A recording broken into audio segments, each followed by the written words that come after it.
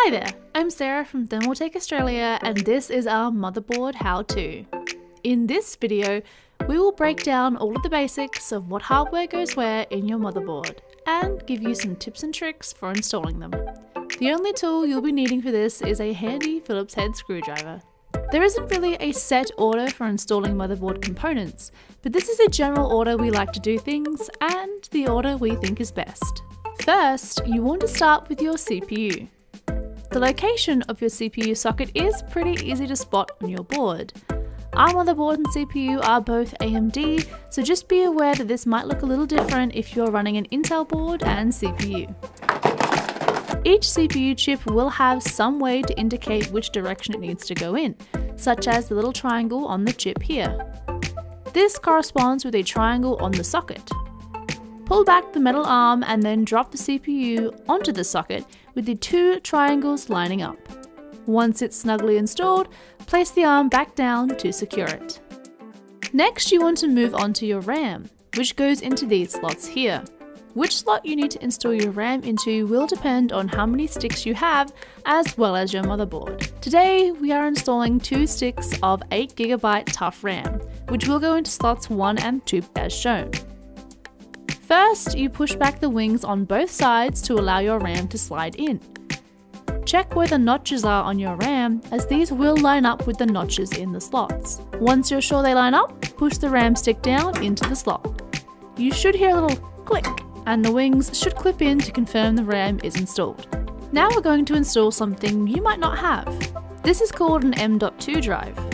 Unlike other SSDs, this one is installed directly onto your motherboard. The socket you're looking to install this guy in looks like this one. Sometimes they can be hidden also, such as this additional mounting socket we found on this motherboard, hidden under a heatsink. This heatsink includes a silicon thermal pad on the inside. Installing the M.2 drive is pretty easy. You simply insert the side with the contact points into the socket, going in at a bit of an angle to make it easier. Then you simply screw in the other side. Now we're moving on to your CPU cooler. We showed you how to install an AIO in a previous video, so feel free to jump over there if you have one of those, and then come back here for the rest. For this how-to, we will be just installing a standard air cooler. The first thing you need to do is put in your backplate.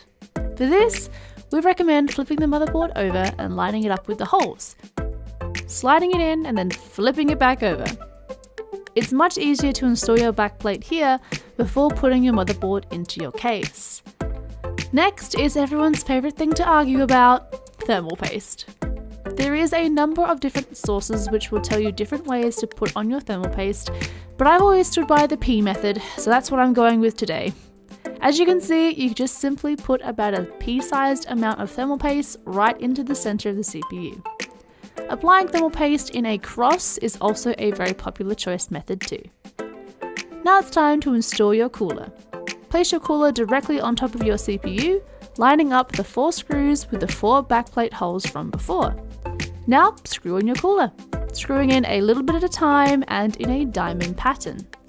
You may have to put a bit of pressure down onto your cooler as well to get the screws to cooperate. Once it's secure, you're done. Also, remember to plug in your CPU fan header here too. Now it's time to place your motherboard inside your case of choice. Today, we are going with our H200. Your main goal is to line the motherboard's holes up with the metal standoffs in the case. A good way to make sure they'll line up is lining up your rear I/O port first, and then adjusting your motherboard accordingly. Don't worry if you have to wriggle around for a while, some cases can be a bit finicky. Now, screw your motherboard down.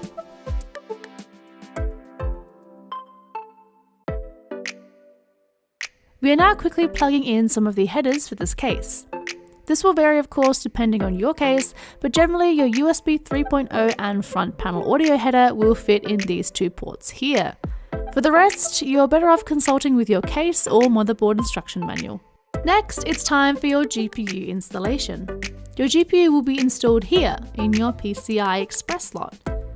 Your case might not have any of the PCI Express backplates removed yet though, especially if it's brand new. If this is the case, determine which of the plates line up with your PCIe slot and remove them. Now to install. First, you want to push back the little wing like we did with your RAM. Then grab your graphics card and line it up with the slot, pushing it in until you hear a click.